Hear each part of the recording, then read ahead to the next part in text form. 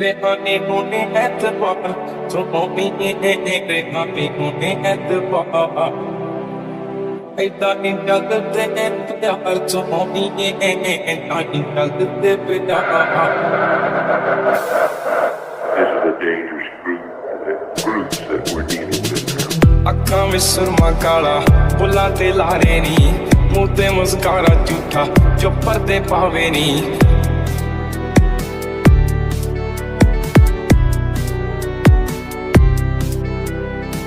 ਜਿੰਨੇ ਆ ਪਿੱਛੇ ਲਾਏ ਤੇ ਕਿੰਨੇ ਚਾਰੇ ਨੀ, ਗਿਣ ਗਿਣ ਕੇ ਦਿਲ ਤੋੜਦੀ ਜੋ ਟੁੱਟਦੇ ਤਾਰੇ ਨੀ।